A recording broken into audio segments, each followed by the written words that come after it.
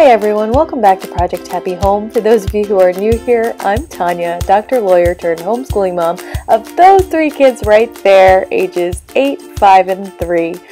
Of course, as homeschooling moms, we know there's a lot of prep that goes into getting to that cute first day of school picture and all the fun that ensues. So today I am participating in a collab hosted by Chips and Salsa Homeschooling on how we get ready for that first day of school and the first week of school prep. A lot of other great homeschooling moms have joined in this collab, so be sure to check out the playlist that I've linked down below, as well as their individual video links in the description box. Often social media and other YouTube posts and Instagram posts can make us imagine that in these beautiful flat lays and images that it all just came together seamlessly, but as we all know, there's a lot of behind the scenes work that happens before that beautiful picturesque first day. One of the most important and common things is a whole lot of cutting and laminating and preparation of materials that we're getting ready for not only that first day, but for the remainder of the year. I like to bulk, print, prep, cut my materials, often with a little bit of help from my friends. So one of the first things I do to get geared up for my new homeschool year is just to prepare my own morning reading basket. I generally have one of these all year long, but when school starts, it's important for me to be intentional about what I'm reading. So some of the things that I always read before school starts is Teaching from Rest. Now, I read this in my very first year of homeschooling. It's by Sarah Mackenzie. I have a book review video on it actually, and it is a beautiful book, even for a secular homeschooler. You can see that I have highlighted so much of it and written so many notes in it, and I just love its message and how she really emphasizes enjoying your children, forming relationships with them and routine, and breathing space into your day for both your children and for you.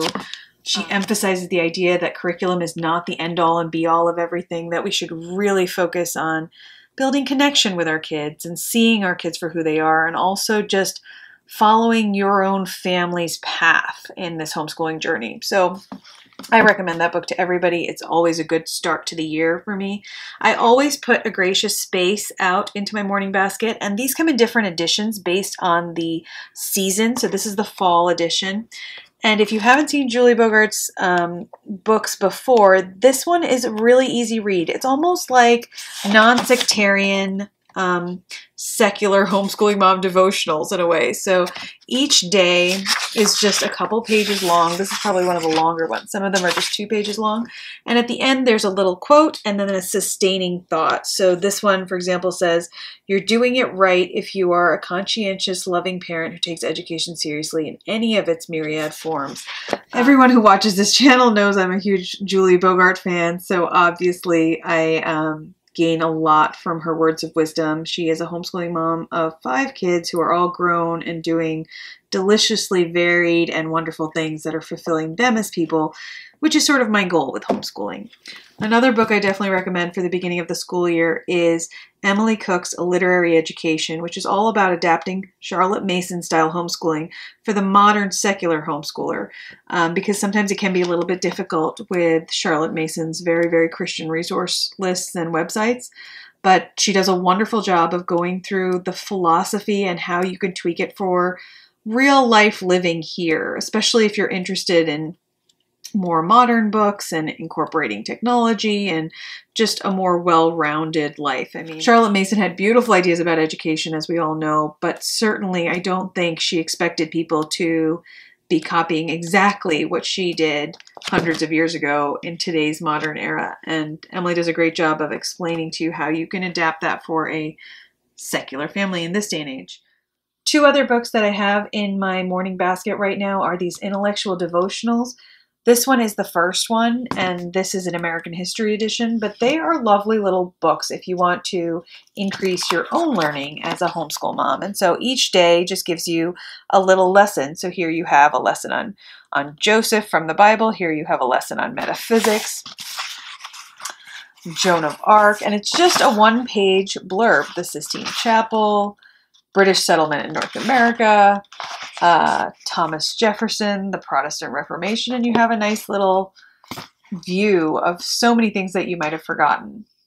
So I like starting my day with a little bit of education for myself as well. Enjoying another book that I got ready and set up for the new school year is this little 2018-2019 academic planner by Katie Daisy.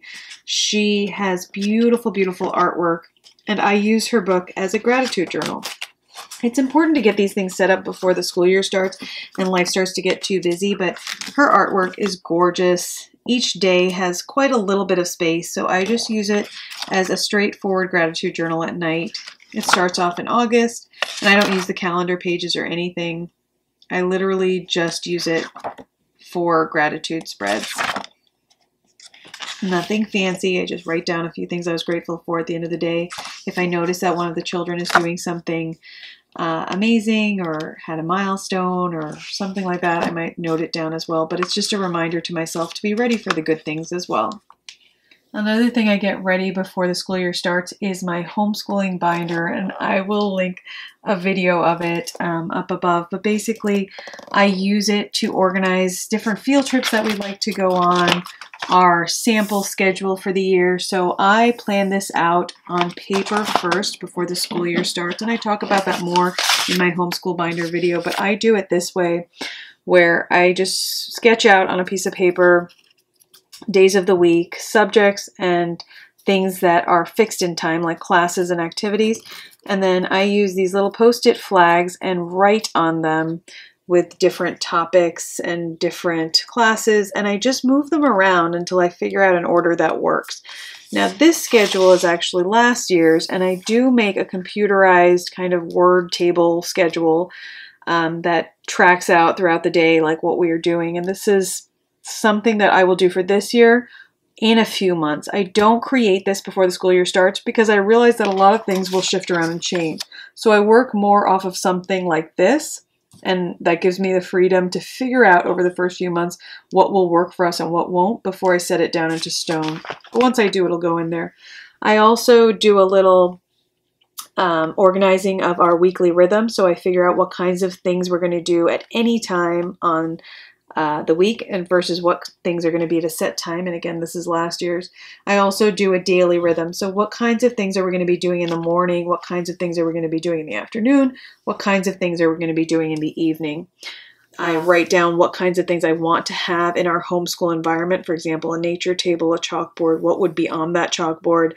I'd like a garden patch this year for each child. The art cart is out all the time this year. An art display, I have yet to create that. And a plant for each child inside. I want to do that as well, even though I am a brown thumb and I tend to kill everything. And then I also try to reflect on things I'd like to change this year from last year. So I think this is a nice activity to do at the end of the year, but sometimes we're so exhausted at the end of a school year and we can be more inspired for that for the new year. So again, the homeschool binder video is linked separately, but you can watch that if you want to see the different types of things I put into my homeschool binder. It involves different things like reading calendars and suggested activities, conversation starters, and I also include a plethora of book lists organized by age and grade from a variety of different websites so that I'm always well versed in what I might want to pick up at the library when we go. We are definitely a huge living book reading family here, so I like to be prepared for that. One other thing I do before the school year starts is I kind of run through my kids' bookshelves just in their room and try to cull them a little bit for books that we're no longer using, things that we can donate. In our family, we do a Saturday 2 Things blessing, and the kids have to pick out 2 things each every Saturday to donate. And books are often in that list because we keep getting new ones from the thrift store. So that's a nice thing to do before the school year starts, just to start fresh. This year we are not homeschooling in the designated homeschool room in our new house because I don't like how tight and cramped this little attic room is. But I do go through all the books And I have tried to organize them in some semblance of order. So I know exactly where the different types of books are. For example, there's geography, there's history down there. Right there we have science books and some novels. And so I tend to know where things are. There's still a lot of stuff that has to be organized in this room, but I try to put things in a semblance of order. In the spirit of keeping things organized and making us have less running around to do, I try to put most of the books we use during morning time in the area we are during morning time, which is generally downstairs. So up there you can see there's the Childcraft books, Life of Fred, and some other science books. And then here I keep a lot of our art books. And down here I keep a lot of our poetry books so that they're all easy access for poetry, tea time, etc. Up here on this bookshelf, I've arranged all the books we plan to use for Torchlight and Build Your Library this year for my 2 oldest children for their history and literature curricula. And one of the things I've done is sort them, obviously, by which curricula they are, and labeled them with these tiny little book labels that I got off Amazon. I'll link those down below, and you can also find them in my Amazon favorite store. It's really easy to figure out what they are because they're nice and color-coded. Like, see here, I can see that there's some more books. And I'm also using Hewitt Homeschooling, so those are labeled twice sometimes. See if they cross over with another curricula. These are in the room next door to our dining room, which is where we're homeschooling right now, so that makes it really easy for me to grab our read aloud. And not only have I organized them by virtue of which curricula they belong to, but I've also ordered them by the order they show up in the curricula. So I know that if I'm looking for like weeks 1 through 5, they'll be in this general region, whereas the ending weeks will be in this general region, etc. Another thing I did this year for the kids was to get these Latchmate cases, and I actually first saw these on a Gathered Schoolhouse. Soon after she mentioned them, I happened to run into them at Ross for $7 a pop. So the Latchmates are really cute and perfect for car schooling because they have these really strong latches on the side that unsnap, and then when you lift the lid, you can keep the kids' individualized supplies in here. So I just keep simple things like glue sticks, scissors, pencils, erasable pens, some tape, a dry erase pen, marker, an eraser, a sharpener, some erasers, some stamps, you know, the things they might need, flaggies. But you can actually pull this out, and when you do, you have this nice deep bin to put things in. So it's very, very useful. And when you do car schooling, you can put like all the books and things like that that you want them to work on that day, and then just snap them shut, and they're really quite secure. So they're the perfect little box if you travel school or coffee shop school. And they stack really neatly too, as you can see. Final things I did before getting ready for the first school day was just to get our bookshelves ready. Now this looked much prettier before our actual first school day, but this is #real-life. 2 weeks into homeschooling. I put up usually some sort of inspirational print from Big Life Journal. We study art cards every week that we switch out, and each shelf is for one different child. Now, we're very eclectic homeschoolers. We don't go through every page of any of these workbooks. We kind of hunt and peck our way through them, but I like having a variety of materials for my kids. The binders that you see down here are also something that I prepared before school starts. It has a lot of worksheets from the previous year, and that's basically binders that I keep in case of my being sick or ill or out of town. My husband or whoever's caring for the kids can just pull one of those binders out and very easily just assign a bunch of pages in them because it should be work that they're fully capable of doing. Every week I pull out some new bins. These are actually stored in the homeschool room upstairs, but each bin has a different type of activity. So here we have some plastic buttons with lacing. Here we have some fuzzy counter kind of things. There's some matching puzzles right there. And here's a Tinker Crate for my son. There's some I Spy books. Here's an eyewitness book about pirates because my son is interested in pirates right now. Here's a Mad Lib book. So these shelves contain some fun activities for the in-between work that we do. Here's some first sight word cards. Here's a cool circuits thing. Here's a cake in a mug set, gel pens, a felt map.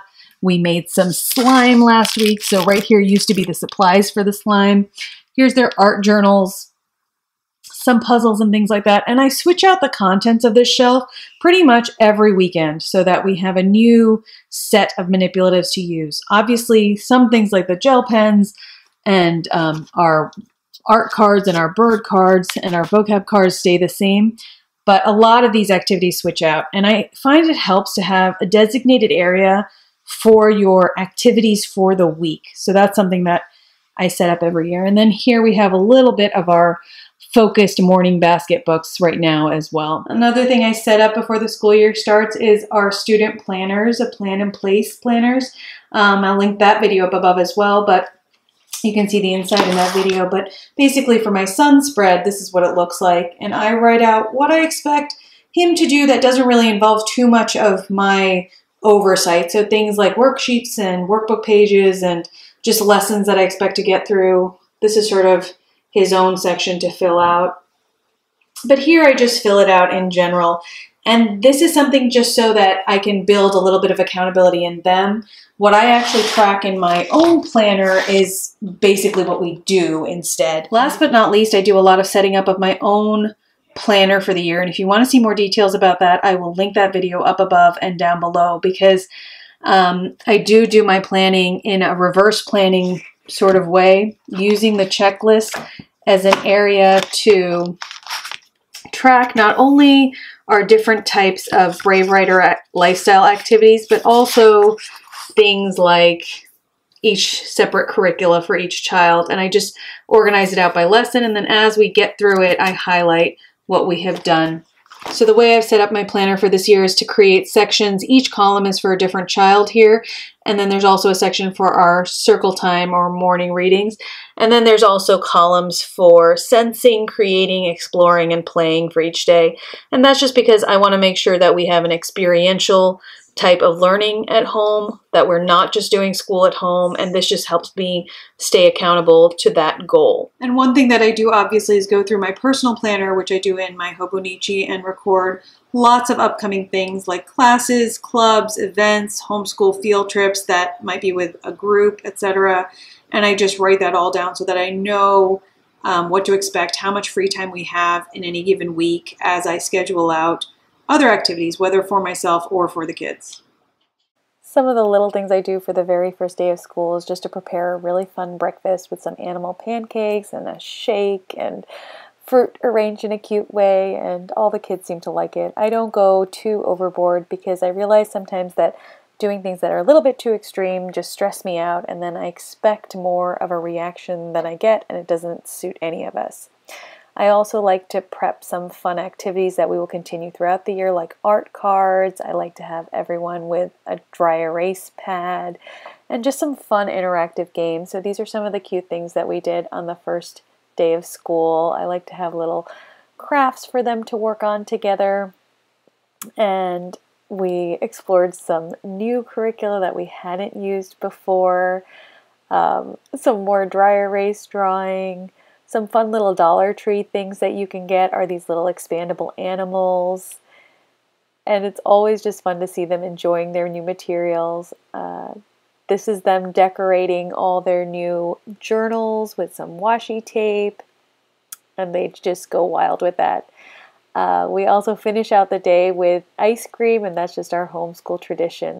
And there I am on the first day. You guys, don't forget to take a picture of yourself too on the first day. I wish you all the very best of luck on this new homeschooling year. And don't forget to check out the playlist down below to see tips from other great homeschooling moms who have prepped for their 2018-2019 year right alongside you. Have a great day, you guys.